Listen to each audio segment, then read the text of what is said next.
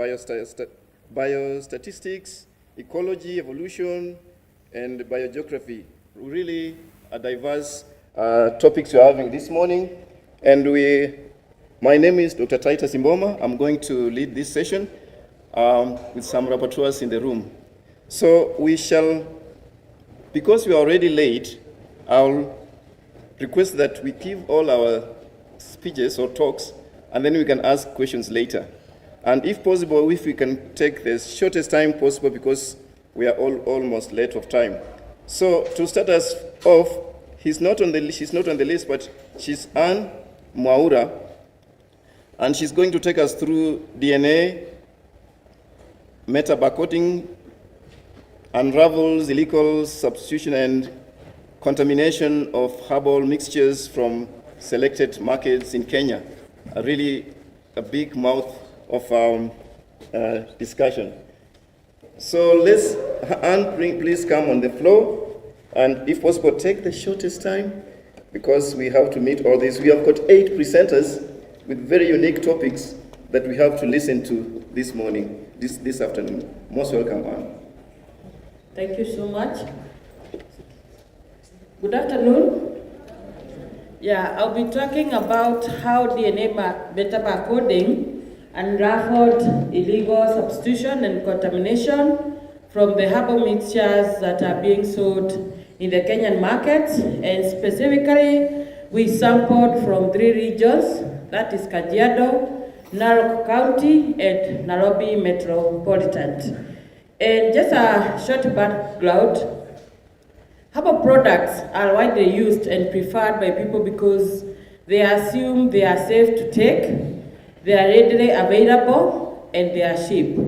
But on the same note, as the demand rises, the issue of adulteration has also come up, and like within the African countries, at least 80% of the population are using herbal products at one point or the other.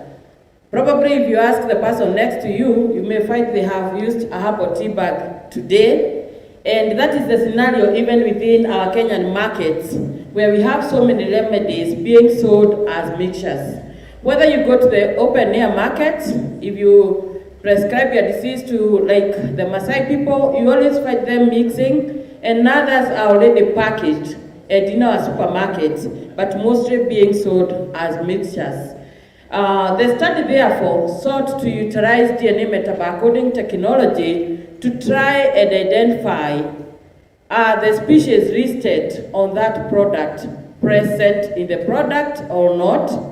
Have they been contaminated through addition of undeclared species, or are some of the species being replaced by their lookalikes or the rights? And I've already said the products were bought from these 3 counties, and by the end of generating that data, we would be able to differentiate whether there is substitution, whether there are undeclared fillers, and fillers for the herbal products are normally the maize, the millet, the sorghum, and the wheat. But if it's found in a product but it was not declared, it's not good, because we find some people also have allergies towards such. And across the 3 regions, we collected 72 herbal products, and each of the product was given a code, and we analyzed them in replicates. That means for each sample, we had 3 replicates that underwent through DNA extraction. After the DNA extraction, the 3 replicates would undergo through the amplification, that is polymerase chain reaction, and sequencing, so that if a species is present, it had to be present within at least 2 or the 3 of the replicates. And after extraction, when we did the PCR, only 61 samples out of the 72 produced positive amplification. And the markers we used is ITS2 region, and these are markers that are already published as good for herbal species identification. And then we did the ion torrent sequencing for each of the replicates independently. We had both positive and negative control to ensure whatever we are getting, there was no cross-contamination within the specimen we analyzed. And we also had quality checks, like after the sequencing, after the ion tolerant sequencing, we did quality controls so that any sequence of low quality was left out, and any replicate that did not have at least 2 molecular taxonomic units was also left out, because we wanted like the identification to be exact and to the best of the identification. And after the clustering, molecular taxonomic units were developed, and those are the ones that were used for blasting and identification. The pipeline that we use for this data analysis is HTS, barcode checker pipeline, and it was at the Galaxy, developed at the National Biodiversity. So within the system, we were able to sieve all these sequences so that we only worked with the best quality sequences. The key findings from this study: one, this was the first analysis engaging metabarcoding technology in our country, and we can say it was successful because it was able to identify products or species, rather to species level up to 92%, and 4% to genus level, and other 4% to family level. And being the first time, it was a plus for us, because normally when you buy the herbal products, they are already processed, so you cannot base on morphological features to do the identification. And from the data, we realized that only 34% of the projects, of the samples analyzed, out of the 72 samples we corrected, 65 passed the amplification test. But out of the 62, only 47 samples were able to give us at least 2 molecular taxonomic units per specimen per replicate. And therefore, the data represented here is from the 47 fully analyzed specimens. And from it, 34% of the 47 analyzed products, it's only 34% that contained the listed species. That means 66% contained some or less. And out of the 34, some of them contained the listed species plus others that were not declared. And then we have 4% of the samples that did not include any of the listed species as indicated. For instance, we would find they have indicated there is neem tree or as a director, but through the test there was no presence of it. So 4% did not include any of the listed species. And therefore for such, it was a total substitution, that whatever you are buying and consuming is totally different from what the herbalist or the manufacturer has told you you are buying. And then 62% of all the samples analyzed lacked some of the listed species. And this is worrying, because most of the products you would buy them expecting to benefit from the species listed, and maybe you only find only 2 out of the 5 listed are present. Therefore, the absence of the 3, even if you continue taking that herbal product, it may not give you the benefits as you expected. And 74% of these analyzed samples contained undeclared failures. This is also another point that might also affect some people, because we have people who are like allergens to wheat, and yet you find the product contains wheat and it's not listed. So when I'm buying such a product, I'll buy with the mentality that I'll not have the impact, but by the end of the day, it will work against me because of the presence of wheat. And therefore, the mean relative adulteration was at 56.5%, and there was a strong correlation between the number of species listed and the number of adulteration. As a product contained more species, the more other contaminants were present.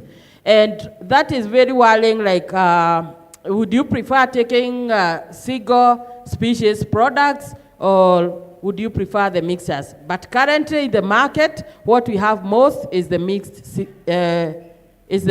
species.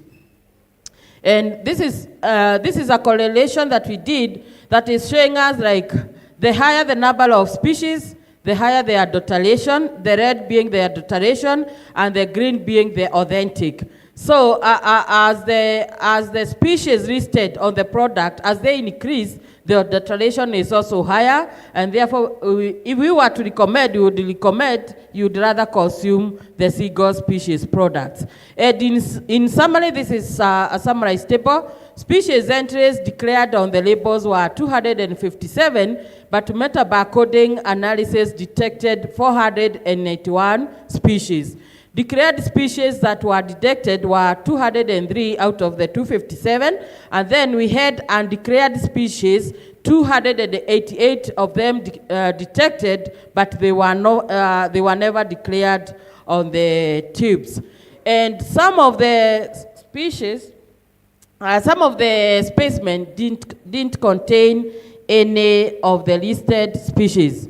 In conclusion, we are saying, yes, DNA technology is more accurate compared to morphological identification, and it has shown efficiency in identifying plant species in mixed species herbal products. Remember, these are dried, graded products, and if it's able to identify the species, it's very important. And the analysis also reviewed significant discrepancies between product label claims and actual species contact, and the technology was able also even to identify some species that are illegally in trade without proper documentation. Therefore, we are saying there is urgent need for quality control frameworks to be established, and especially like including molecular verification of herbal products. We recommend that DNA barcoding technology can be utilized in identification and verification, and the reference library that has been created can be used by the manufacturers to verify the species they are using before they package their products.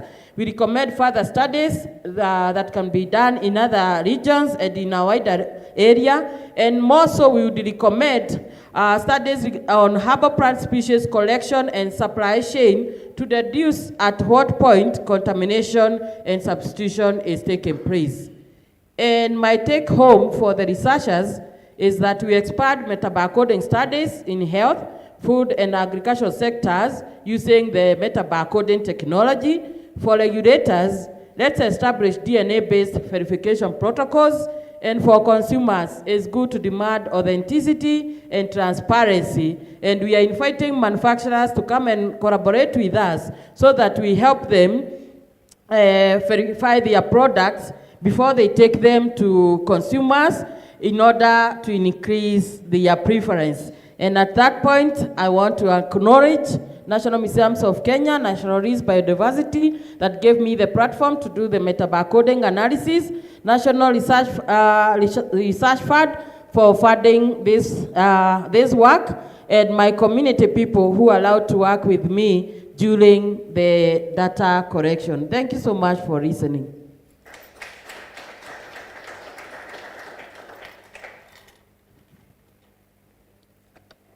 Thank you, Anne, for the information in meta-barcoding. And due to time, I'm sorry, we'll take questions later, and we are going straight to have another very interesting topic by Professor Esther Kioko. And Professor Esther Kioko is going to be informing us very wonderful information concerning the forest fragmentation and elevation gradients, how it shapes mothhawk communities in the Taita Hills forests.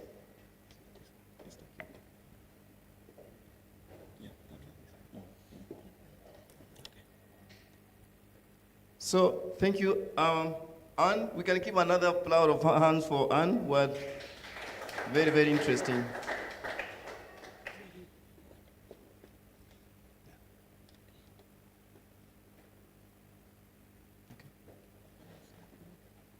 Professor, go ahead. Okay. Good afternoon. I'm just going to give a presentation on forest fragmentation and elevation gradients shape, how they shape hawkmoth communities in the Taita Hills, which is a biodiversity hotspot.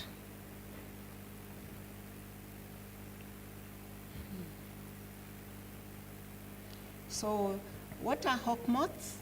These are moths that belong to the same insect order as the butterflies. And most of the species are nocturnal. And the adults of these moths have a streamlined body with very powerful flight. And they have the ability to hover over flowers when they are in flight. Just a few of them fly during the day, and I've given a few species that if you're walking around, even within the museum compound, you might be able to see, like the bee hawkmoth, the first one with translucent wings. They are quite common here around the NMK. So hawkmoths are insects that have go through the 4 stages in their life cycle. They start with an egg, then they come to a caterpillar, and their caterpillars have a horn at the rear end, so we call them hornworms. And when they pupate, some of them, because of that long mouth part which helps them to pollinate, you find that the pupa has a hook in the front side of the body. So these hawkmoths, because of their ability to fly and also to have this mouth part, which is along, I've just shown here one species that has the mouth part extended. They feed on nectar, and so in the process, they are able to pollinate both our crops and also wild plants. And in so doing, they are contributing to food security and also to environmental stability. I'm sure most of you, or most of us when we were in either high school, we read about that hawkmoth which was predicted because of a orchid that had a very long tubular structure, and later that species was found. It's a hawkmoth. So I've just shown this species just to kind of remind you of the history of the biology that we learned in school. So why are we so interested in the hawkmoths? Because there are studies that have shown that we have a decline in insect pollinators, and we have the FAO who have been chairing these studies, because if we lose these insect pollinators, then we are not going to have sustainability in food production. So if this decline is a threat to food security, and also these insects, since they pollinate also the wild plants, then we are also facing danger with the environmental sustainability. So what is the problem again? As far as the hawkmoths are concerned, we have very little or very limited studies that have been undertaken. So we need to have some baseline data that can help us when we are planning for conservation. And just recently, people thought that these baobab trees, which are called the, kind of very prominent species in Africa, Madagascar, they are very useful in some communities. They call it the tree of life because of all the benefits they provide. Initially, people thought these are just pollinated by bats at night, but recent studies in South Africa from citizen scientists, they recorded that hawkmoths are actually key pollinators to baobab trees. Already here in Kenya, we know that they pollinate pawpaw plants. They also pollinate some of our indigenous vegetables. So our study was just to assess hawkmoth species diversity and abundance along attitudinal gradients in the Taita Hills forest fragments. And the Taita Hills are part of the northmost arc chain of the Eastern Arc Mountains, and they are also part of the montane cloud forest, very unique ecosystems. So our work was along selected forest, fragmented forests. We chose 6 sites: Gangao Forest, Bololo Forest, Sagala, Kasgao, Chawia, and Mondakache. And this we chose because of the elevations. The lowest was 600 to about 1,150 meters above sea level, then 1,200 to 1,450, and then the highest elevation we were looking at was 1,500 to 200. So, and we used the light traps because, as I said, most of these species are nocturnal, so we did a light trapping to sample. So, what are the results? We got a total of 781 individual hawk moths that consisted of 39 species, 21 genera, and these were recorded across the forest sites that I've mentioned. And it was interesting to note that there was just a few species as shown there, which had very large numbers, and yet we also had some that only recorded like just one record per sampling, the entire sampling period.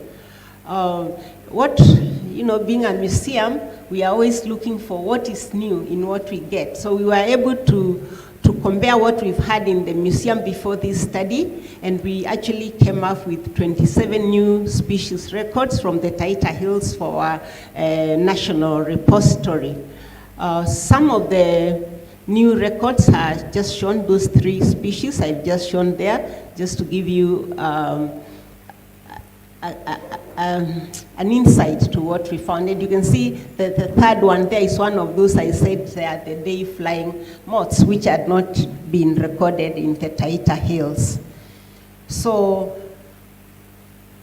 as I said, some of the species had 18 of them just were represented by a single individual across the entire sampling period.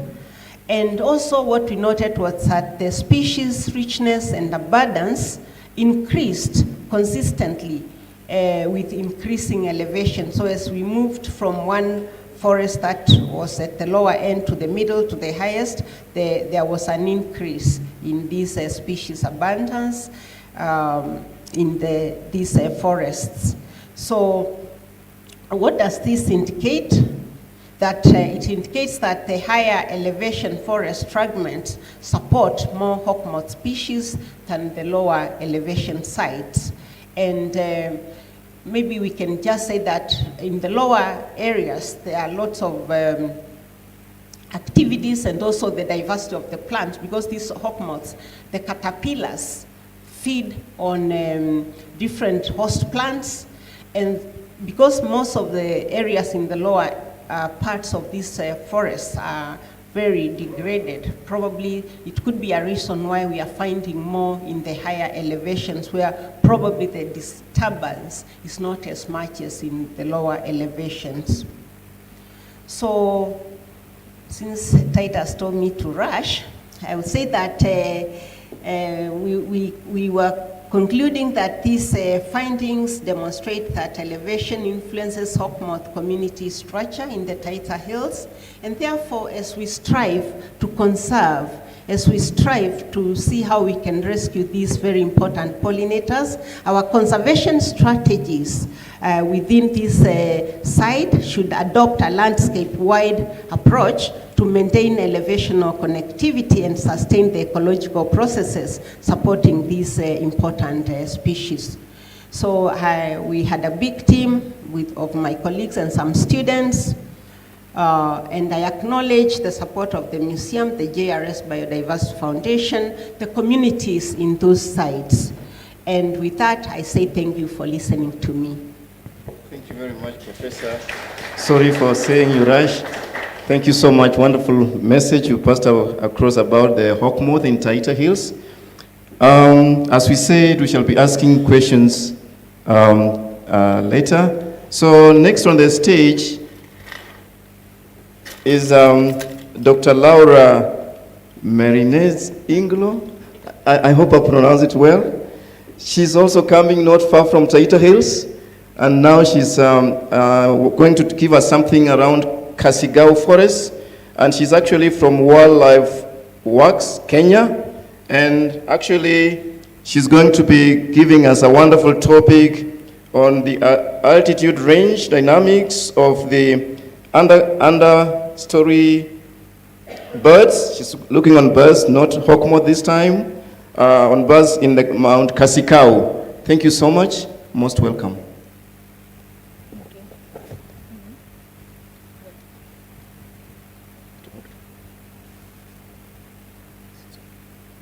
Okay, thank you very much. So good afternoon, everyone. Today I would like to share with you what we have done so far to answer one question. Over the last 15 years, has the understory bird community of Mount Kasigao moved up the mountain? Why do we ask this? Well, as the temperature increases due to climate change, species of all kinds try to stay within the temperatures that they are better adapted to. To do so, they redistribute spatially, usually moving towards the poles or upsloped in elevation, tracking their ideal temperature. Of course, moving upwards in response to temperature increase is the general trend for mountain species, but it is fairly common to find a variety of responses within the same community, with some species also showing downslope shifts and many staging put, as we can see in the graph to your left, summarizing the findings of the elevational movement of a bird community in the Swiss Alps, where the most common trend is moving upslope, but where the other two options are present as well. In addition to changes in range elevation, responses can involve range side changes, and in the plot that you have to your right, we see the changes in range size and elevation in a mountain bird community in Puerto Rico, where we can see in green range expansions up and down slope, and range contractions in red. This variety of responses is due to the multiple factors that can affect altitudinal range shifts in bird. In addition to temperature, bird altitudinal ranges respond to changes in rainfall patterns, habitat, physiological constraints, species interactions, food resources, among many others. Many of these factors might be contributing to the almost 3 times greater upslope shift that we see on average in tropical species in comparison with species from temperate climates. One of the most dramatic consequences of upslope shift in response to increasing temperatures is what has been called the escalator to extinction, where high elevation specialists are pushed towards the mountain summit until there is nowhere left to go. Although there is limited evidence yet for these predicted mountaintop extinctions, some have already been recorded, like this example to your right, where 5 top mountain species in a Peruvian mountain disappear within a 32-year period. If the situation is bad for top mountain specialists, it's even worse for those that are in Sky Islands. Sky Islands are mountains which are so isolated from other mountains by a different habitat that a high elevation specialist cannot move between them. A Sky Island not far from here is Mount Kasigao in Taita Taveta County. Mount Kasigao is separated from the Taita Hills by about 50 kilometers of hot lowland savanna. And Mount Kasigao is the home of the Taita white-eye, a bird classified as vulnerable by the International Union for Conservation of Nature. And over 20 years ago, it was estimated that 80% of the total population of this species lived in Mount Kasigao, with the other 20% inhabiting the forest fragments remaining in Taita Hills. So Kasigao was considered the stronghold for this species. However, in a study we published last year, we found evidence of significant population declines in Kasigao. As a high elevation specialist, the Taita Waitai might be suffering the effects of climate change, pushing it upslope while the mountain runs out. So back to our question. Is the Taita Waitai and the wider bird community in Mount Kasigao moving up the mountain, responding to warming as theory predicts? To find out, we misnetted the bird community of Mount Kasigao along the northern slope at 4 stations or sites, spread at the elevational gradient, as you can see in both diagrams, about 230 meters apart in elevation from each other. Note that the summit sits at 1,641 meters, so our top station is barely 100 meters below the ceiling.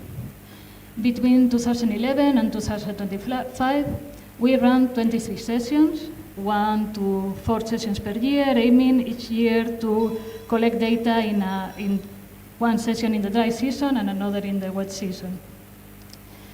Each session we sampled 2 days per station, running about 300 meters of nets for 6 hours each morning, recording every bird caught and ringing the unmarked ones. For the data analysis, we kept those species for which we have enough data to run robust models, which were those caught in at least 6 sessions, at more than one site, and with at least 30 captures. This left us with the 15 species that you can see here, out of the total of 64 species that we have recorded so far.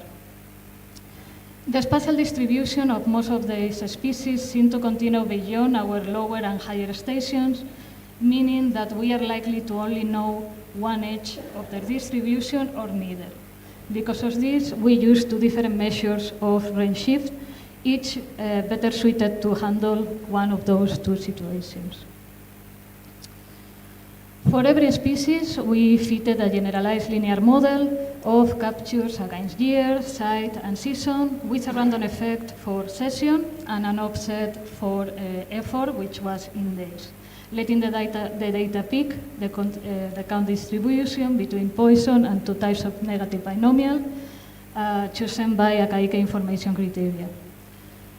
From these models, we derived 2 different measures. One is the altitudinal shift, the yearly change in abundance weighted elevation, which gives us an idea of whether the bulk, the majority of the population, is moving up or down the mountain and to what speed.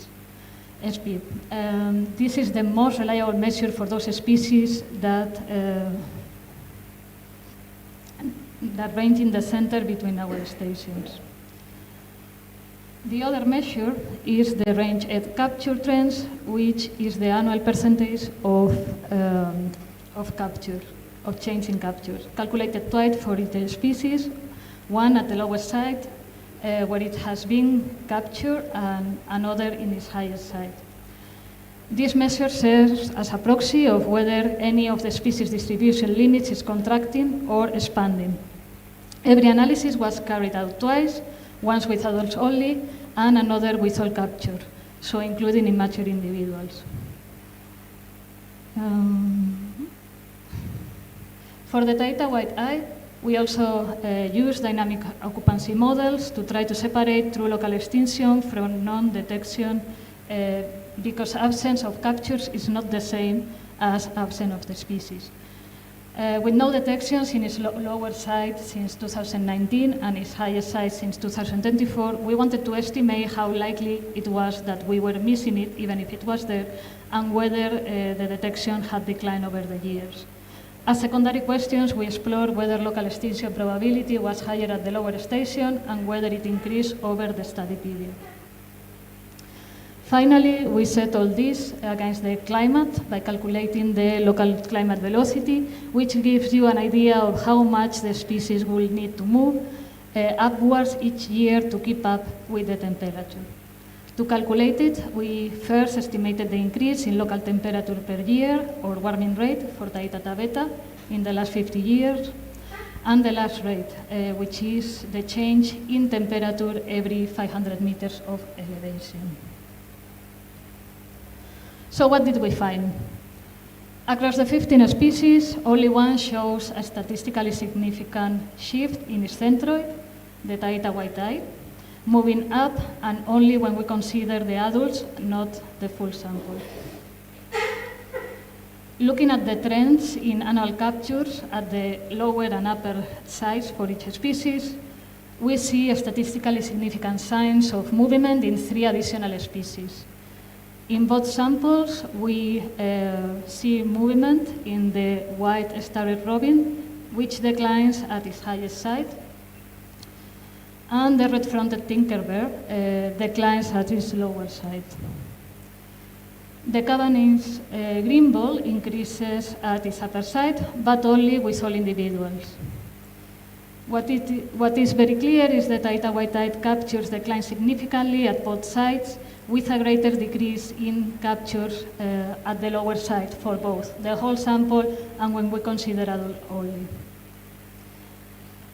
For the Taita white-eye, the tinkerbird and the green ball, these trends are consistent with an up-slope displacement and a down-slope movement for the white-starred robin. But I still need to correct for multiple testings, so let's see how many of these results survive after that.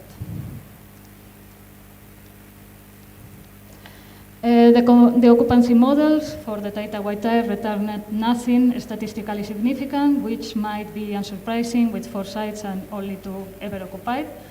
But just note that across all the models we run and taking into account the very wide confident intervals that we had, the probability of failing to capture the species when it is still present was very low. Finally, on the climate context, the local climate velocity we obtained was 1.19 meters per year, which means that the species will need to move upwards 18 meters in this 15-year study period to keep up with the rise in temperature across the whole study period. So what does it all mean together? We didn't find a consistent community-wide shift, but I want to be careful about what this means. It doesn't necessarily mean that birds are sitting still. Our shift estimates carry confident intervals of about plus or minus 5 to 10 meters, in some cases more, so that the range covers both 0 and the 1.almost 2 meters a year we will expect to see if they were perfectly tracking the warming. So they could be moving up, down, or being still. We simply don't have the statistical power at the moment to determine whether changes are happening for most species. The white-eyed is an exception. Its centroid moved up and captures decline at both sides. So decline at both ages could mean a range contraction, but it's only 2 sites in our sample. And we know that the population is declining from a previous study. So this might be just a reflection of that, of general abundance decline. Yet the centroid did move, and the lower side was hit earlier and harder. No capture since 2019, and none in the last 3 campaigns at the higher station where it has been found. The team still hears them occasionally, so we know that the species persist, but at much lower abundance. And the pattern we found is consistent with an upslope shift, though more data are needed to be certain. Whatever the exact nature of the changes we see in the Taita white-eye distribution and population in Moncassigao, it seems clear that we will need to explore options to act. Ideally, it will be necessary to improve detection, for example, through point counts and ideally autonomous recorders from the mid-elevations to the summit to determine persistence and density. Second, we should assess the need and feasibility for additional measures that can help the survival of the species within the mountain. And that's all from me. Thank you very much. Thank you so much, Laura, for such a fascinating and wonderful discussion on Mount Casicao and avian diversity, especially on the endangered Taita Hills. We really appreciate. Please note the questions that we'll be asking our presenters after this. Next, On the stage, you are going to have, we've really rich diversity of taxes here, from birds, from insect to insects, to plants, and so on. So next we are going to have Mushai Vincent from Herpetology, who is going to share with us the assessment of aquatic herpetofauna along the upper river Ewasongiro in Laikipia, Kenya. Welcome, Mushai. Asante. Good afternoon. I'm going to share you about a project that is still going on assessment of aquatic herpetofauna along upper river Ewasongiro in Laikipia County. We did that research, several of us. So Flora and Fauna is the agency that is the organization that is implementing that project, which is supposed to help improve the quality of river quality in the tributaries of rivers.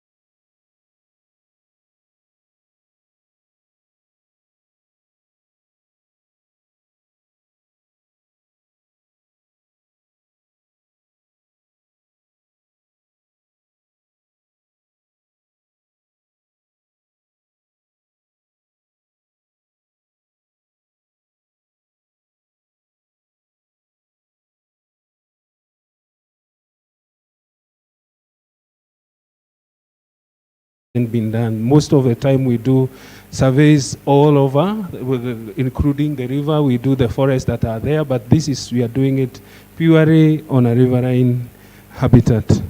So these are the areas. The flora and fauna are the ones who have identified the areas that we are going to sample, because they fall in the places they are doing the intervention. So the upper part, we have 7 points that the areas we have situated within the Mount Kenya forest.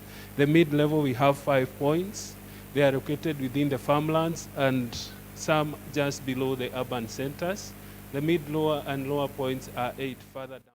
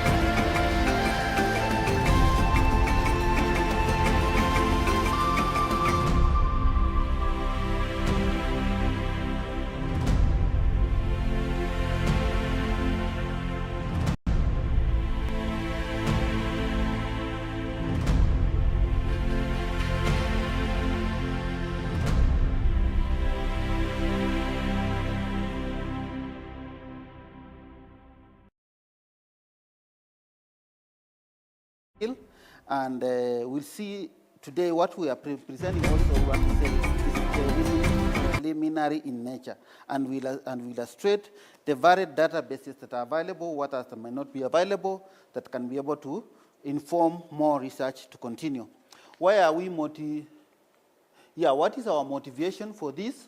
We are, wengine wetu tuko na shida ya rangi, so they have to put the light in front of us to be seen. So why we undertook this audit for scholarship is to NMK research is scattered across several disciplines, and there are different kind of journals that people undertake their research, publish their work, and there are also others, including the so-called grey literature. And there's a case for partnership funders and collaborators want to measurable scholarly footprint, not anecdotes that we didn't, but they want something that can be measurable or quantifiable.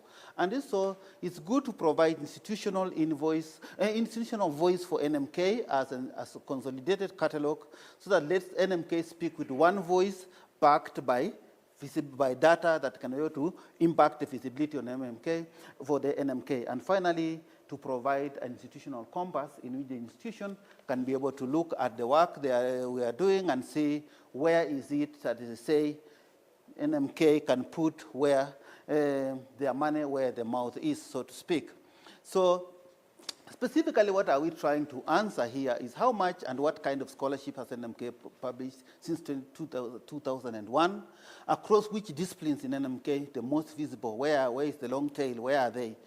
Who are the NMK principal collaborators nationally and internationally? How has the output grown, and which themes have risen, or which one has vetted over time, over this quarter century period which has come, and also dynamics, because these are driven by funders' priority areas and also emerging subjects for research. And then what is NMK measurable scholarly footprint relative to its mandate? Those are the questions that we wanted to answer. And for this, I say that we are focusing mainly on DNNR, and we are looking at the 7 disciplines within the art sciences, zoology, biodiversity as listed. So how did we go about identifying this data mining, all this? We have got to, first of all, identifying the scope, the window, author, and affiliation universe, so that we can be able to understand who is where, who is publishing in which database, or which journal is available for different ones. And then a multi-source query, where we developed a multi-source standard query question in which it was able to identify the different kind of affiliations or tags. And this, as we will see shortly, varied from time to time. The others will sometimes say National Museums of Kenya, others will say Museums of Kenya, others will say National Museums of Kenya, so it is varied over time. And then there is a duplicate match, and there we're going to see what we can be able to remove and others through, so that we can winnow through the data to see what has been resolved, what can be able to, we can proceed with. Eventually, we were able to disambiguate all that and resolve the affiliation strings, as I said, that as, for example, especially those against the NMK identifier, ROR identifier. That's the one that we were able to focus on, and then validate that data. So we did a cross-DB triangulation and manual spot checks, just to see which kind of data, which kind of resources, which kind of publications across different databases that we were able to look at. And how they eventually able to assemble that using data sources. The others are draft sources that we have to look, for example, ResearchGate, Google Scholar, journal pages, and then there are those that are very verifiable databases. For example, Scopus, Web of Science, Dimensions, and OPEX, among others. And then there also the search strategy for and processing was to undertake a multi-pronged query design, whereby they are anchored within affiliation queries. For example, the Western, some could be different ways in which their departments are given historical names. For example, some say National Museums of Kenya, but it's saying Archaeology Division, whereas others were saying they're using the current configuration of NMK administration. So that has changed through time. Then there's the deduplication, exact match, again, it's fussy matches that were within the within those databases that were found. Then affiliation, because some people have changed affiliation over time. Some could be, again, ambiguous. Some people could be, yes, they're affiliated to NMK, but they're affiliated to another institution over time. So these are able to disambiguate that and get, eventually lead at the validation and triangulation where records were checked against these databases for senior co-authors, sport verified domains specifically, and among others. And then affiliation strings, which, as I said, is a total mess. As I guess, some of the National Museums of Kenya, Nairobi, Department of Sciences, NMK, Paleontology section, NAT Museum of Kenya. So there's different kinds of NMK, Turkana Basin Institute, Center for Diversity, NMK. So there was different kind of ambiguities that we needed to ground truth using ROR. And as to ground truth this data, we were able to avoid to single canonical handle for NMK on every database. And then from there, we got to capture historical names, variants, which were automatically updated, and therefore resolve any machine readable that were persistent. So out of this, what did we find? When there were more than approximately, as I said, again, this is preliminary work that is ongoing. There are other departments to be onboarded, other directorates to be onboarded, which are doing good science that need to be incorporated into this, and then so that we can move more than for now from the current 7 disciplines that's found, NMK, the 12 departments contributing more than 40 international partners and more than 60 international named NMK affiliates. So from there we can see that where does NMK publish the most? We see most of the publications that are coming up are actually in paleoanthropology, archaeology, paleontology, zoology at 14.6%, 12%, 12.9%, biodiversity, and geology. So those are some of the areas that are publications. That is not a very big variant. Division between all the departments. They are all the disciplines that each one is contributing, not a significant variation within the different kind of things. So from here we can see across time, across the different administrative regimes within NMK, you can see the kind of a little bit dips and ups, whereby that at what point in time there was NMK was literally to say firing from all the cylinders, and institutions were publishing and going forward, and at what time were this kind of something slowed down. But overall, you can see this upward trajectory in terms of publications, pointing at the upcoming scholars, mentorship, and people that are able to contribute as the institutions showed up as in terms of all the scholarly records that we outputted. And from all of this bibliometric survey, what is it that NMK is known for? And one of the things you can see, the major thing, which is now the anchor thing, human origins and paleoanthropology, African heritage, flora and fauna, conservation science, quaternary geology, East African biodiversity. All these are actually encompassed, showing a very complicated, very full-scale aspect of conservation that NMK was able to show. So this therefore shows that the clusters reveal that NMK intellectual signature, the questions of our scientists have actually been pursuing as opposed to questions of a strategic planning assumed we are pursuing. This kind of evidence is inevitable for the next round of institutional planning. It grounds aspirational statements in what NMK can demonstrably does. So even as we go to 2027 to write out the next strategic plan, these are kind of things that we need to put into our strategic plan to look at it in terms of what is it that we can be able to put into our plans, what has been the trending. Who is NMK publishing it? Where are our collaborators? And you can see we're fairly distributed across the globe, different institutions, partners, and research institutions across the globe, of course. And also more important thing, Kenyans are also collaborating among themselves and also publishing their work among themselves. So intra-NMK, institution within NMK, and that is a good thing that actually showing that breaking, actually within from 2001 up to present, there is an element of within, whereas we want sometimes to see ourselves as operating in silos, but there's still an element that we are still collaborating within institutions, whether across departments or within the departments, we are all still collaborating. And the most prolific NMK, NMK affiliated authors, you can see some of them.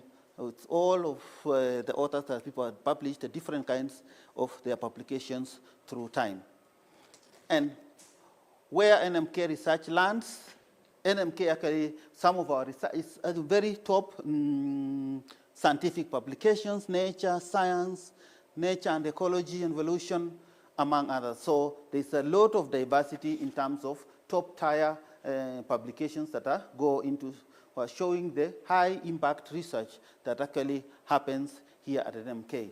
So what this draft at this point in time does not tell us is to the gray literature. There's a lot of gray literature that actually local publications, conferences, among others that have not been cited, have international citations that can be captured in global databases, but they still need to be answered. Language bias, there's still colleagues we know publish in China, French institutions, German, among others. So those language diversity could be underrepresented. Conference papers are underrepresented. So there's still more than this that can be done. And from what here we can see that we can see from this draft that there's a defensible output that we can be able to analyze, put a reconciliation, do the analysis, and therefore present these at different institutions. As I said, what this means for NMK as a key leading natural history and research institution, this is what a verifiable bibliometric record makes visible is a documented global footprint, anchored of international partnership, evidence-based heritage policy, a pipeline for for the next generation of research, and strategic compass. This is very good strategic intelligence for NMK to see in which they can use as that for the strategic compass, for defensible NMK leadership basis, for staffing, infrastructure, and partnership decision, because on the output that we undertake.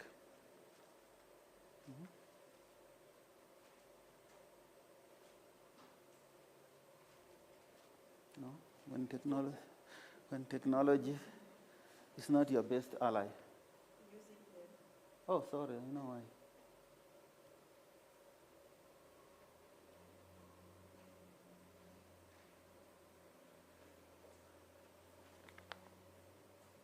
There's actually a call, someone is calling, that's when it's.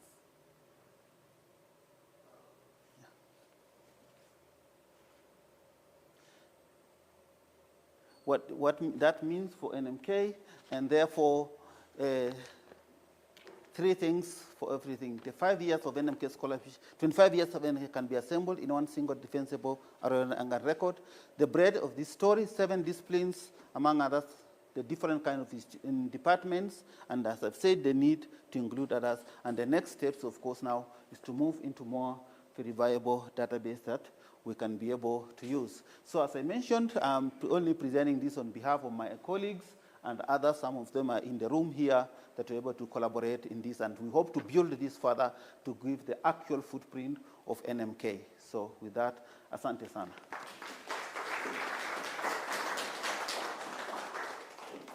Interesting. Thank you very much.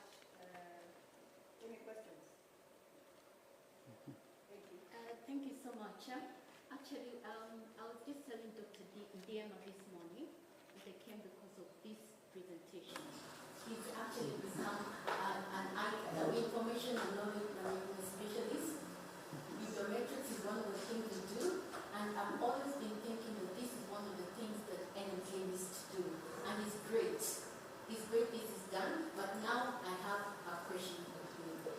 I believe that most of the data you got was from open access databases. Did you try to see how you can get the data from the closed access where you have to fill? those access. So what do you do so that you can get maybe it's more than 800? Yeah, some of them were able to access through institutional pipelines. For example, some of our colleagues have access to databases that are commercial, that they are paid for by subscription. But you are very right, most of this, more than 70% is open access. So now, as you say, if you move forward, now get deeper into the subscription databases, you can be able to improve this. Thank you. Yes.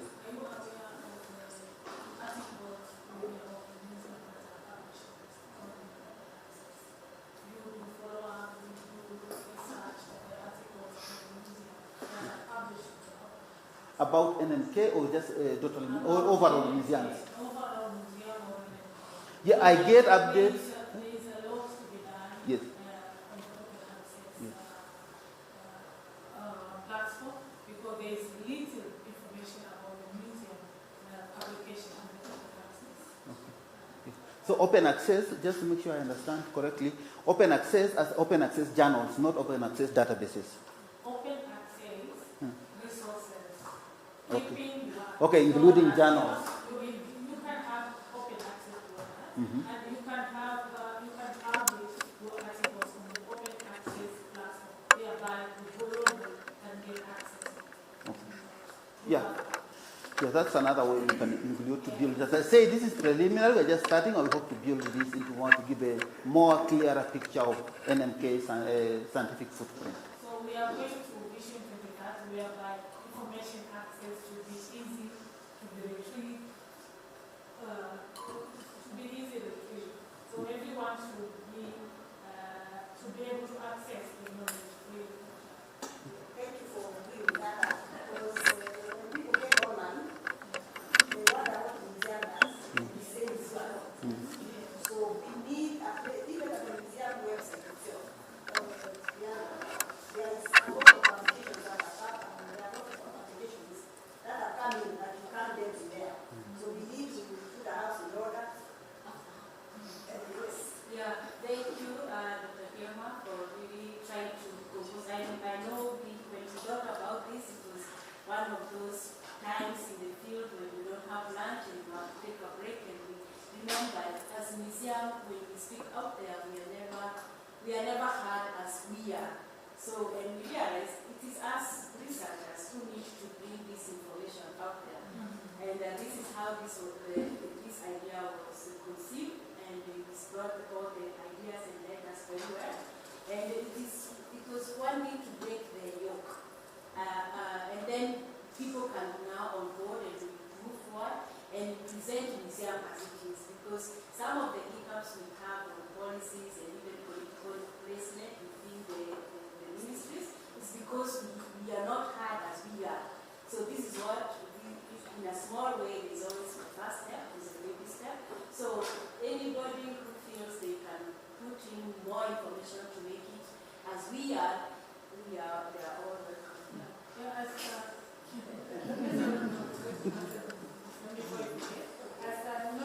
open knowledge advocate, I have done a lot of visibility on the open access. Yeah?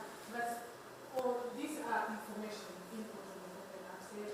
Maybe small articles about NMK, but there is a lot to be done, and this needs permission from the directors or people concerned about this to make this information visibility on open access. Because we are not, we have not agreed now. We have to accept that keeping this information open access is very important. Can I suggest that, because there are three more questions there, can I suggest that between the librarian and the team, food collaboration from out there, because we have a lot of research we have done that is not in the public domain. Before you answer, let me first of all, my brother, yes. Yeah. So that was fascinating, because the whole publish or perish paradigm that museums universities go through. But one thing that I saw was the pre-leaky, post-leaky sort of data point on there. Do you feel that the museum has to catch up with recognition since his death? So that's one question. And then the second question is, do you feel, in terms of comparing yourself to other museums and research output, do you look to other African institutions or global institutions or a variety? Where do you see yourself in terms of comparison to other museums that may have something similar? Well, I can't think in terms of paleontology any real competitions. So those would be my two questions. Thank you. Thank you. Just maybe I start the Linda's question. That's very good. We'll be happy to have a forum to discuss this and see how we can collaborate as colleagues and also see our footprint. To your question, I'll start with the second question about the museum, how we compare with others. Actually, initially when we were discussing this and we were sending ideas to colleagues, we said, hey, can we compare ourselves with other museums? But we said, let's start, but as I mentioned, this data is still very preliminary. There's a lot of gaps at the literature that need to be inputted.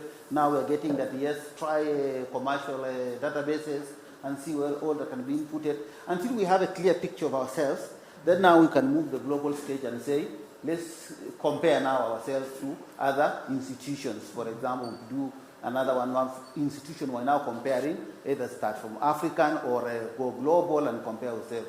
But from a scientific point of view, yes, we are looking at global collaborations and partnership. With regard to the image of museum, the post-leaky and the pre-leaky, whatever, post-leaky, museum has always been there, and leaky has only been one part of the prehistory paleoanthropology. But here you see we are looking at all aspects, biodiversity, botany, zoology, microbiology, all other aspects that actually might not be leaky oriented or has a leaky tag on it, but still is growing. That we need to, but we still need to add more on it to see how much we can get.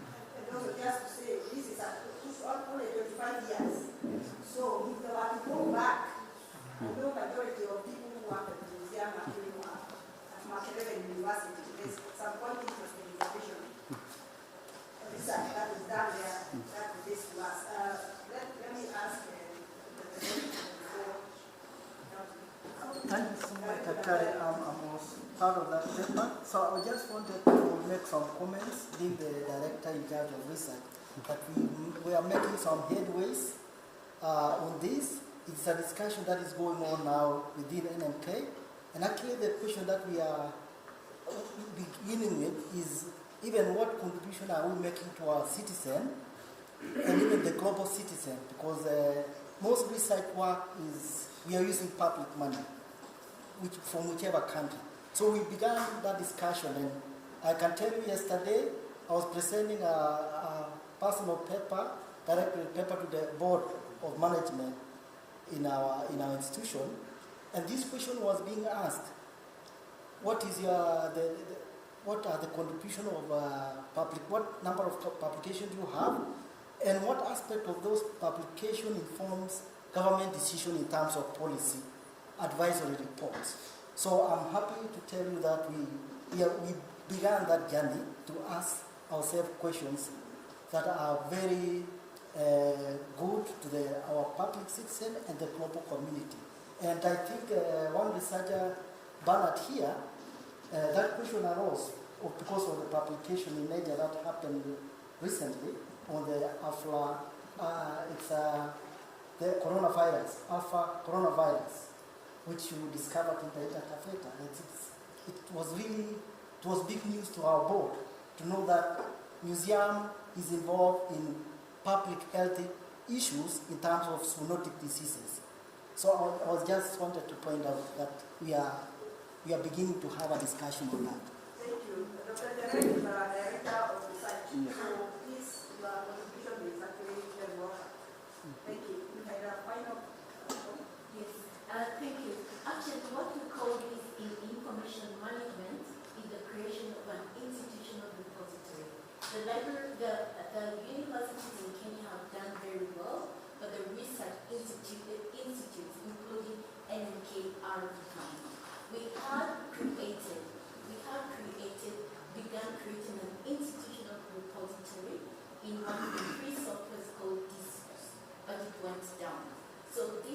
something urgent and important. And actually, in the strategic plan 2023-2027 is one of the activities that needs to be done. So I'm excited to see that my colleagues from the natural sciences, we're now starting to almost talk the same language, and we need to do this for NMK.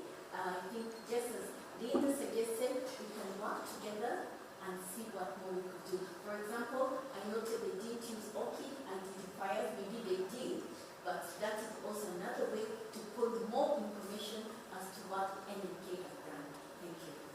And also look at the digitized literature. We have a lot of giving as a lot of modifications. And the request is also that we find a way of us working with NACOSTI, which is the institution that allows us to have research permits. And I know there was no way you could get a permit and not give them back the information that if it's a paper, they need a report. If it's a research document, they need a report.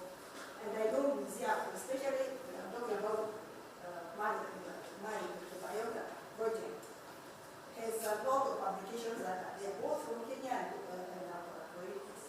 So how can you then mine what is at the NACOSTI contributed to the National Museum? So we are just starting, and I appreciate that, but let's work together so that we can actually enhance the face, so that museum can be known. Thank you very much.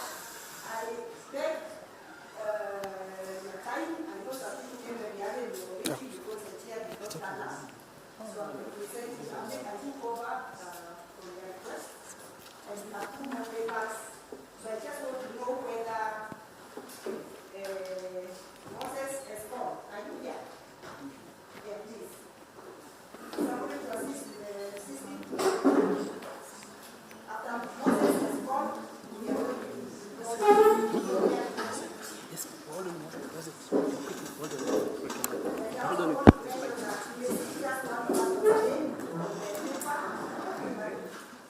everyone here is working with collaborators, just use of space.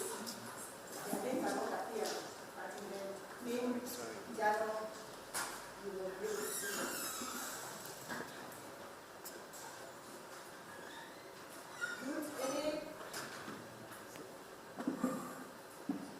Any other questions?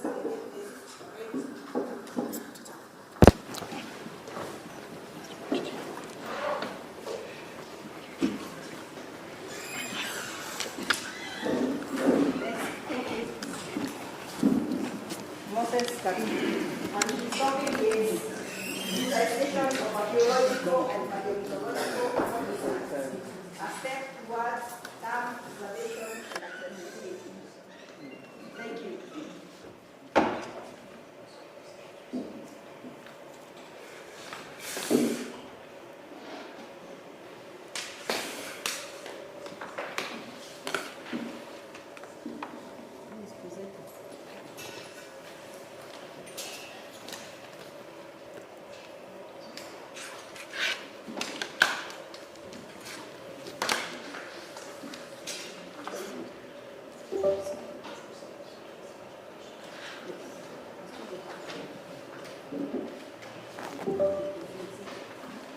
Good afternoon. My name is Moses Sesekon. I'm an intern at the National Museums of Kenya. So today I'm going to present a project that we are currently doing that is on digitization of some of the collections that we have within the Earth Science Department of the National Museums of Kenya. So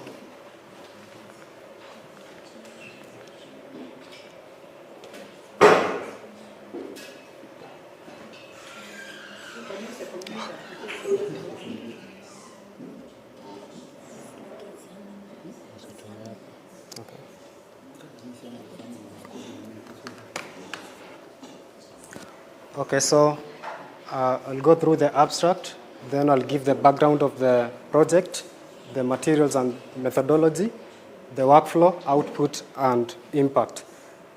So most of you know that Eastern Africa is home to or has contributed a lot to paleontology and archaeology, but we realize that some of these information is stored in photographic archives, but these archives have not been digitized, so they face challenges such as loss. So this project focuses on digitizing this collection to at least to give the public researchers accessibility to such kind of information.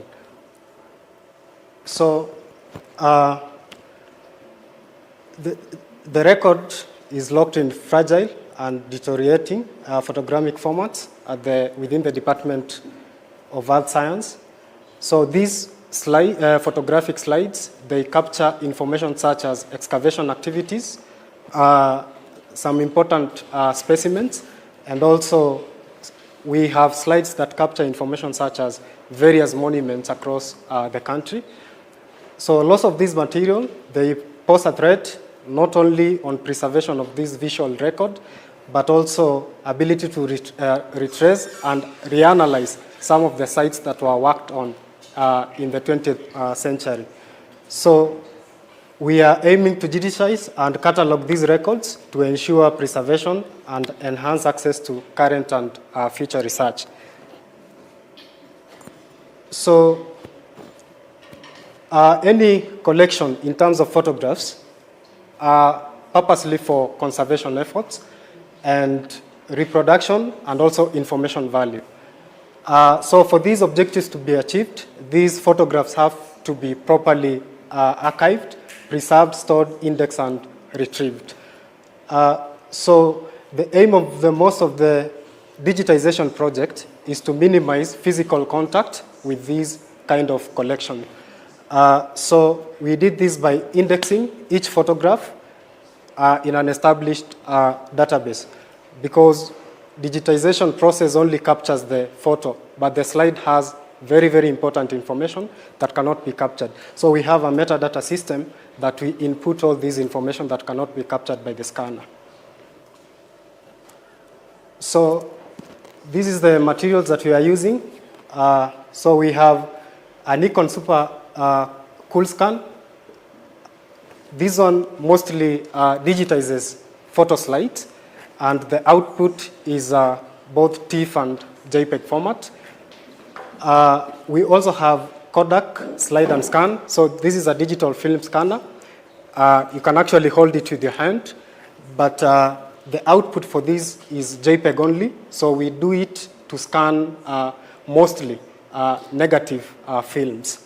So we also have HP ScanJet. So for this one, we use it to scan printed photographs or film negatives that are more than 350 millimeters. And then we have VuScan. VuScan is a software that we can be able to connect with the scanner. So for instance, VuScan can help you to input information such as the pixel depth that you want to use, and also the resolution that you want to use. So these devices, I'm talking about the scanners and the VuScan software, were supported by these computers that I've highlighted there.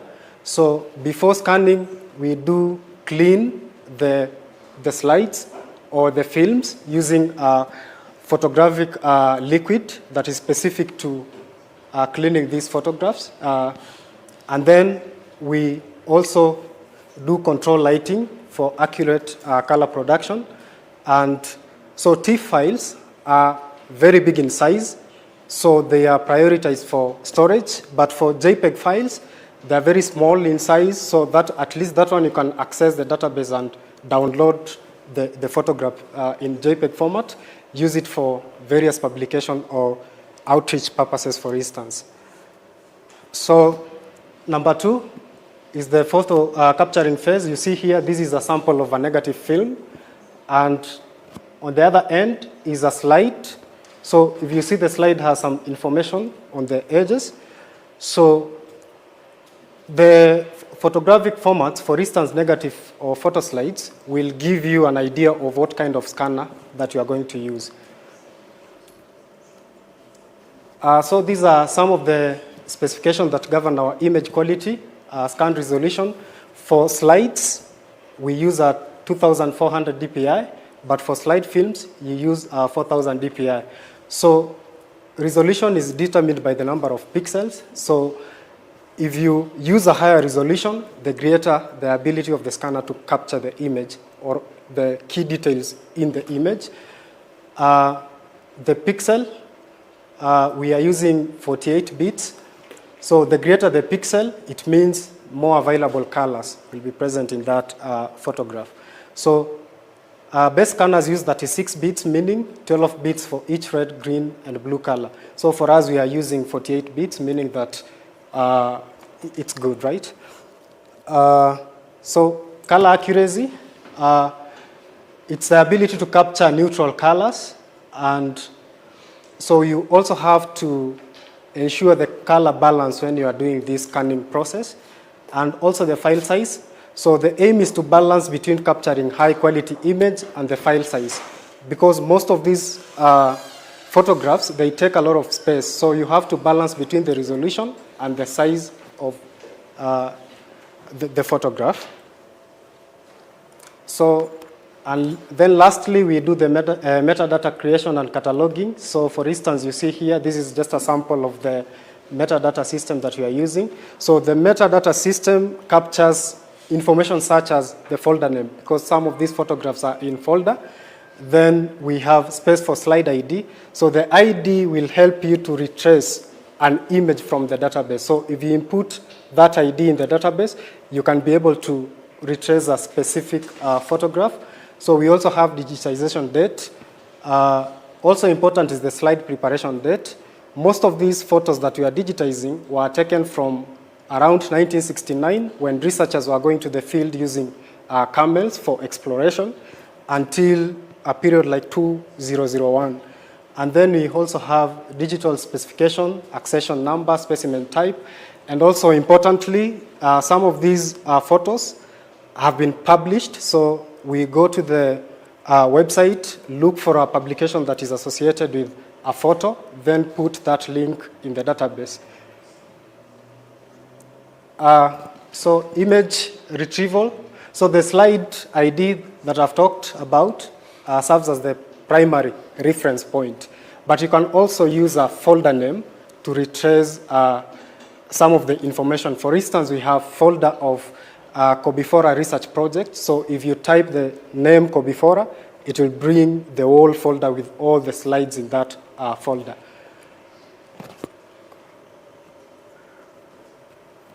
This is just an example. For instance, if you have a slide identifier, like just an example, KF 1984-001, so this is very specific to that slide. So you just have, that number is in the physical slide, it is in the metadata base, and the digital image file name that is stored in Dropbox. So this integrated system allows users to retrieve directly by searching for the ID in Dropbox. So I did not mention that we are using Dropbox for storage. So it is Dropbox that aids us in storing all this information. But you also have to pay a yearly subscription for that purpose. So this is a summary of the workflow. So the physical archive management. So you have the slides, then you clean the slides, then you do the digitization process with different scanners here, and then you do the metadata and cataloging. So we also have a digital preservation system. We have backup system. We have like 4 SanDisk drives that act as a backup. So in case we lose all this information, we can be able to get them back using the 4 drives. So any information that is in the database are in each of the 4 drives. So this is the project output so far. So we've been able to do 20,000 photographic collections. We have also managed to come up with a metadata system that links these digital format photos with the information on the slide. We have backed up all the data. We have also, in one way or another, enhanced research efficiency and data reuse. We have also created a searchable and structured digital archive. And this is a model that can also be applied in any photographic collection in museum or heritage institution. So you can apply the same model in your institution. So this is the impact of the project so far. So we've been able to prevent irreversible loss of this visual information that we have within the department. We have also enhanced accessibility and long-term preservation. We've bridged historical field documentation with modern research needs, and we have demonstrated how we can leverage on these digital tools and how it can be adopted by heritage organizations. And we have also ensured museum collections can be accessed, reused, and preserved to remain usable for future generations. So that is acknowledgement. Asanteni sana. That's a very interesting presentation. Can I ask how many of you have ever used the photography system where you are using the projector? How many of you have that? Please lift up your hand. I've done what? Those of us who did research, the BBC, the one before computers. That is the system we used. And the reason why I'm interested in this is because I have, my first research was on a scaling set, and it was on coffee. And currently I'm working on scaling sets. But the images are on these slides. But the people who are helping us to identify would like to have images so that they're able to know it is not, because I know it, as long as I know, it is no longer with coffee. So did it have gone to another plant, or is it something different that it disappeared? So please, I work here. Look for me next week. Okay. Dr. Terrell, please help us to get funding for Abori to come up with funding so that, because I know there are quite a number of slides in the natural sciences building, and especially the environment, the zoology. We need to document these things so that if you're looking for a species that have disappeared, then you can slide somewhere. All right? Thank you. Please, let's look for us. Yeah. Thank you. Very interesting presentation. Huh? Now, I have a concern. You are using Dropbox. How are you hedging against AI mining? Because I think once you're on Dropbox, the possibility of AI mining is very high. And then we are able to copyright this information. I was actually telling Dr. Ndiema not to go, because we need to copyright this information, and we have the rights in my department. So before you put them out there and lose them, it's important to see about copywriting. And then we have an archives here at NMK.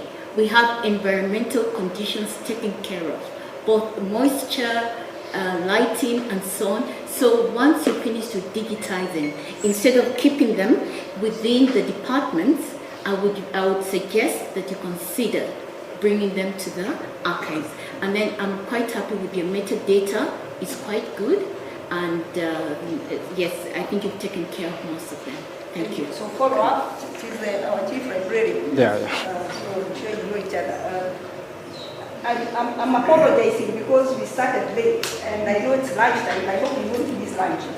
Okay, mine is also on the Dropbox. You know, the Dropbox is under subscription. Yeah, you need to subscribe every year.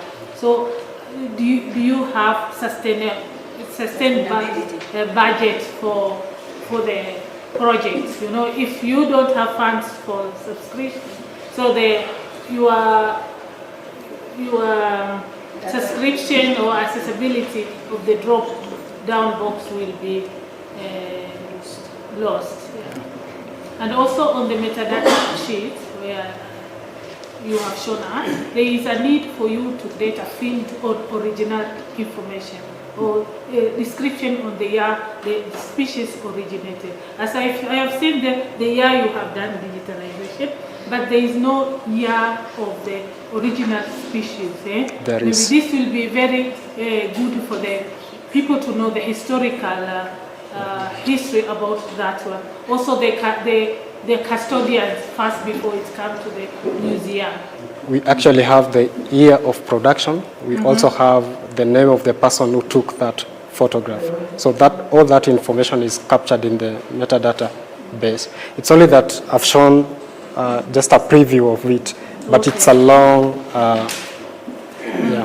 What about the location, the GPS of where it was collected? So That is something I think Another one is how do you balance the color of the digital image? So we actually use the VuScan software to try and balance the images. So it's the VuScan it's a software that helps us do that. So we do it if we are dealing with slides. Yeah. We have like that runs across, like every slide that you put, we'll use those specifications when you are doing the scanning. But if it is negatives, we also have different specification for negatives. So for negatives, you just say black and white. So it only produces black and white images.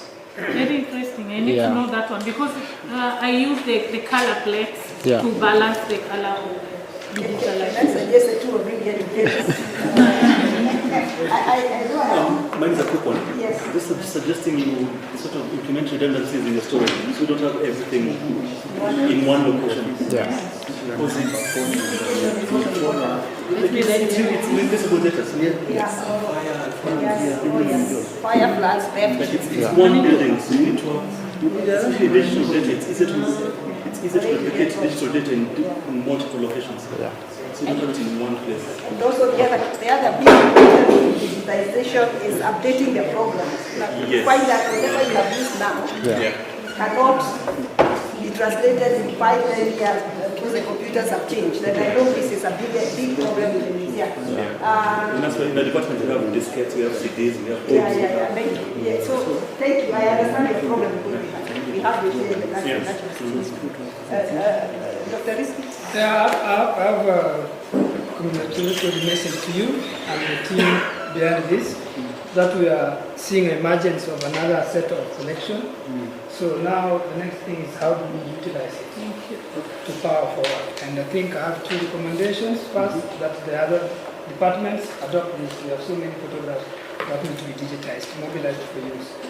The second recommendation that I have is that can we use this as a marker for change? If we have metadata that shows the years, we can have layers or envelopes of years when we have pictorial evidence of the conditions of those places. Can we compare with now to show how we are taking care of our heritage? I would like to recommend, and this Directorate of Research and Collections, that we adopt this as another layer of collection we can have, and we use it to detect changes, maybe for climate or for other reasons. Thank you. Let's give and the research department sections, please go. Let's interact so that we know what is happening. Our last speaker, ladies and gentlemen, I know you're hungry, but we are now the last day. Let's take as little time as possible.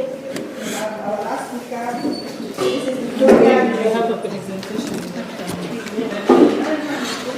Please, as you did. No, because there's another group coming here. You know the clock. Yeah, I know. For you, you are allowed to take another presentation, but after this, there will be another group coming here. So we cannot postpone that Saturday because the History take chair was not there.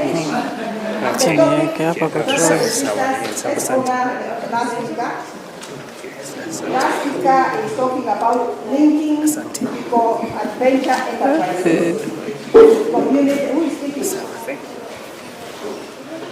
Linking eco-adventure enterprises with community-led conservation insights from 14 Falls and Manda Hills. And I'm not sure I know where Manga Hills is. I know Port, but I don't know where Manga Hills is. Thank you very much. Welcome. This is Victoria Njogu, who is going to present. But the work was done in collaboration with Martin Osino. Zero. Did I say it right? On zero. Osino. Yes. Okay. Yes. Zero. Thank you. Good afternoon.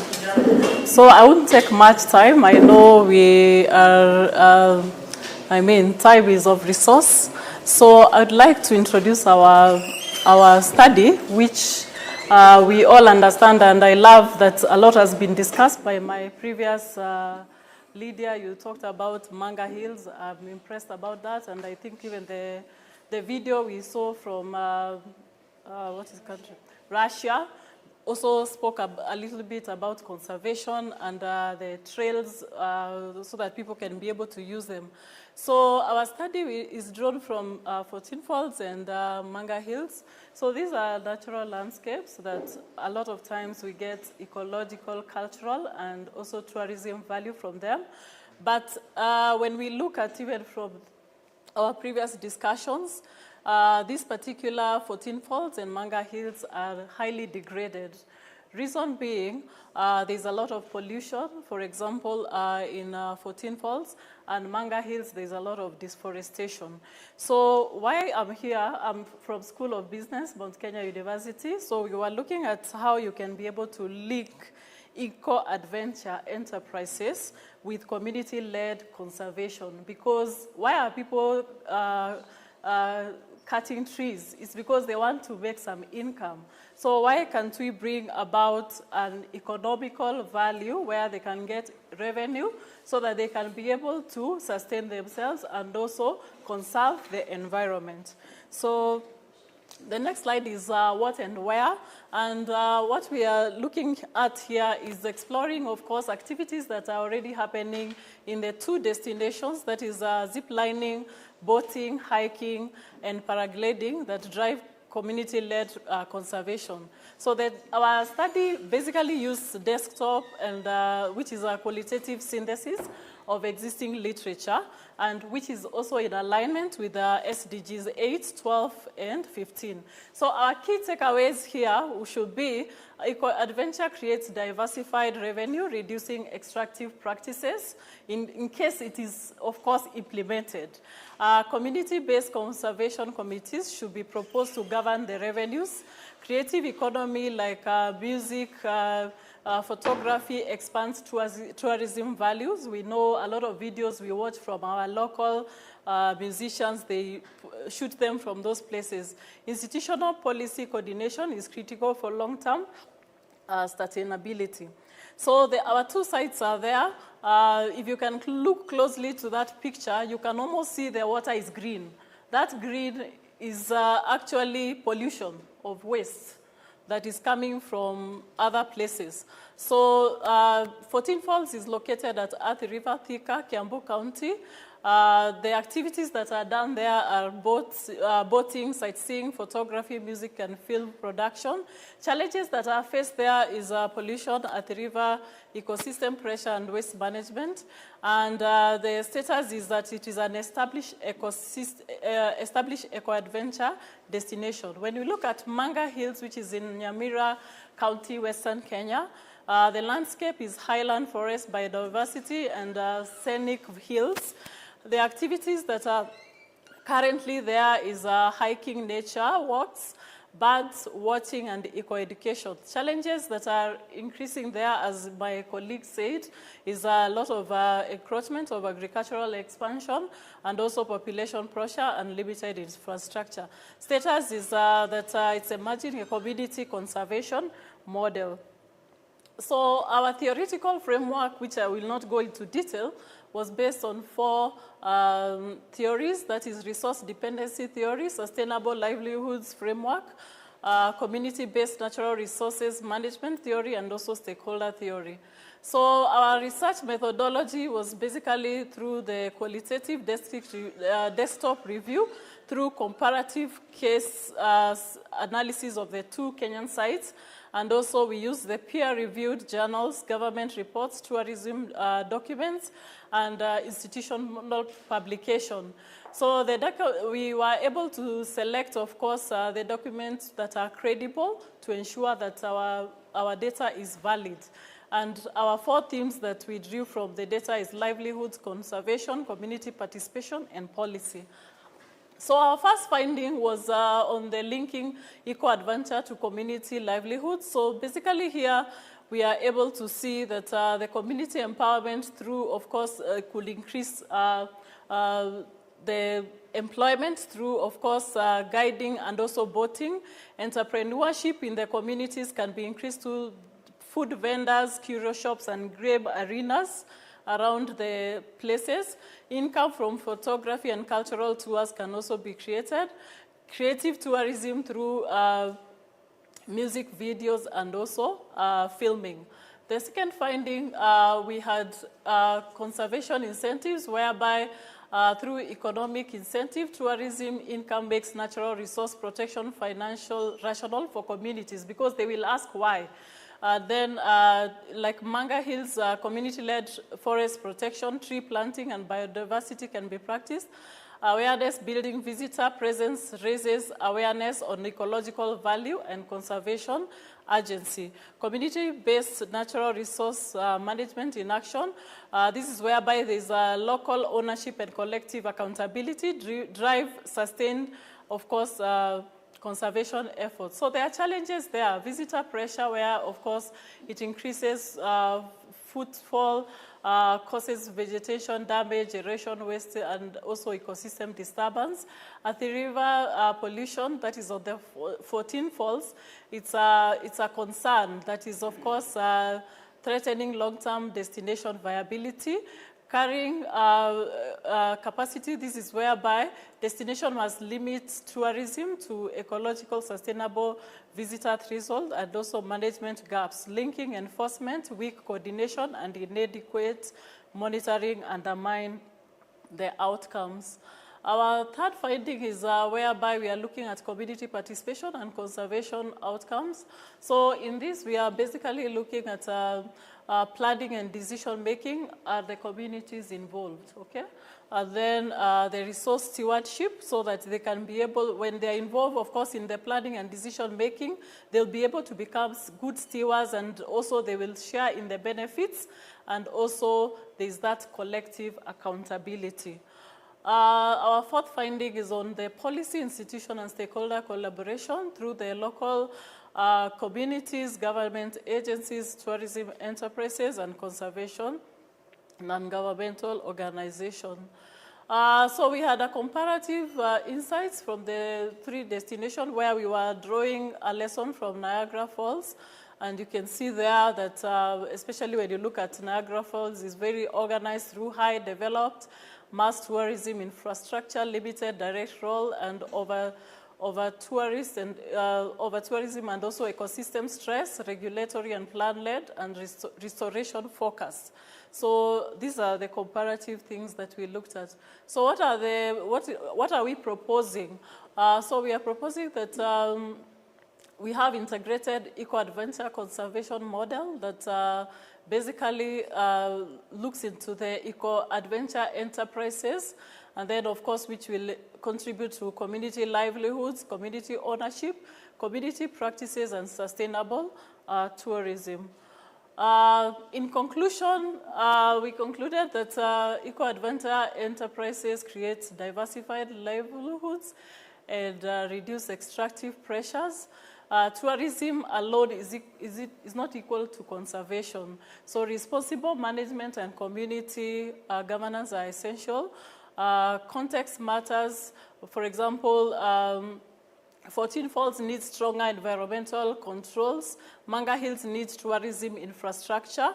And then along the SDGs are achievable through integrated community enterprise and conservation models. So the recommendation here is through the establishment of community-based conservation committees at both sites to govern revenues, responsible practices through the mandate waste management, visitor education, and carrying capacity limits, Policy coordination through county and national governments must align tourism, Ministry of Water and Sanitation and Irrigations, and also conservation policy implementation. Support creative tourism through formalized music and film photography activities within management plans. And then capacity building through training, conservation, infrastructure, and marketing for community-based enterprises. So our key references were from those. And then we acknowledge Mount Kenya University for the support to be able to attend to this conference, and also Kenya National Museum for, and also the conference conveners and the sponsors. Thank you for listening to me. My first question, how many of you have ever been to 14 Falls? When was the last time you were? It was only 3 people, including myself. 5. How many of you have been there in the last, let me just say 5 years?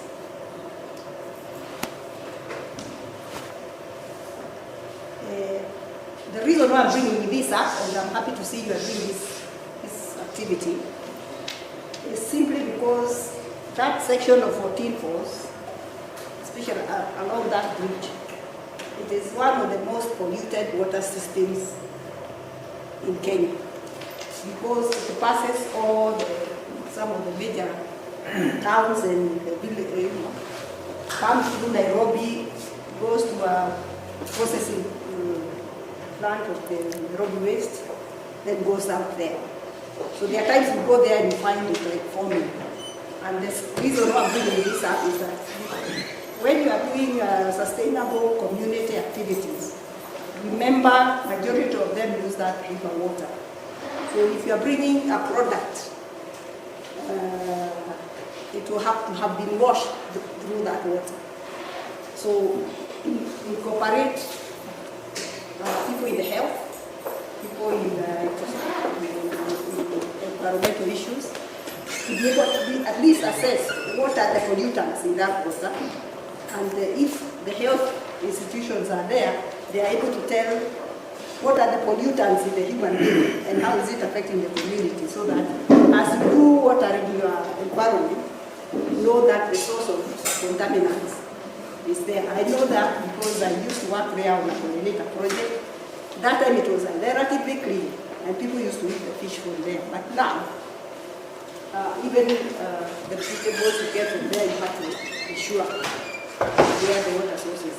I'm sorry for bringing this up, but it is important so that a project can come up to be able to find a way of purifying the community water. True. Not the river system. True. Thank you. Thank People still wash their clothes using that water. Yeah. And the clothes are worn by young newborns. So what chemicals are they getting on their skins? Yes. Yeah. So as you throw away your garbage, remember there are people living in downstream. So questions. That's a very interesting presentation. And I would be happy to join you just to go and see the state of that place from your point of view. All right. Yes, are you working with the water authority? No. Yes, we'll do a policy brief. Yes, yes.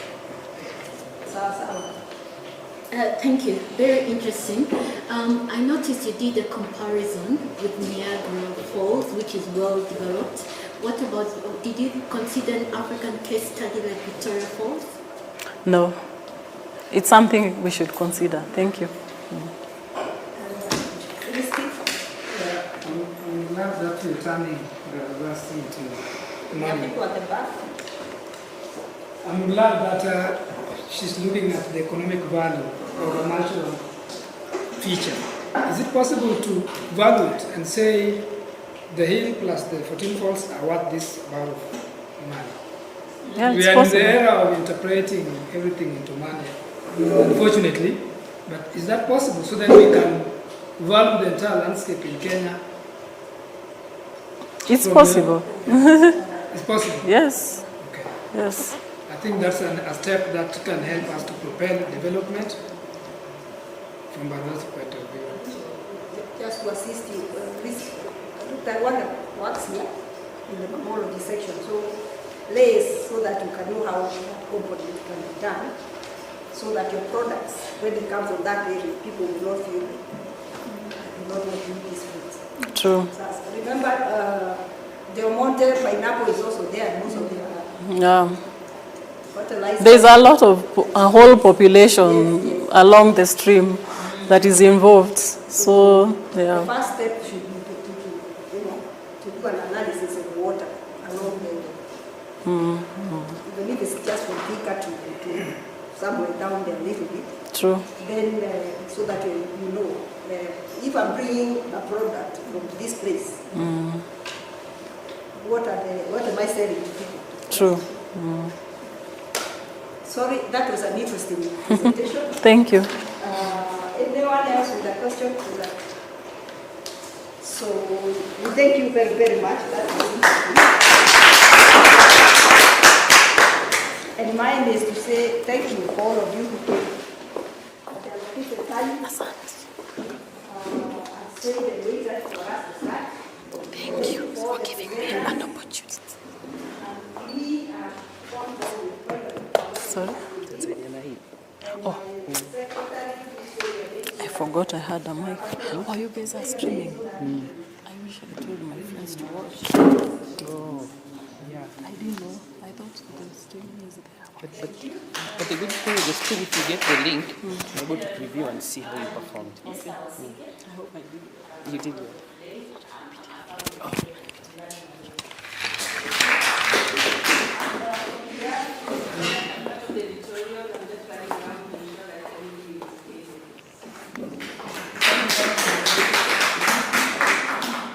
So thank you very much for your participating. And I hope you'll be able to find your lunch. I don't know who has the vouchers. Yeah,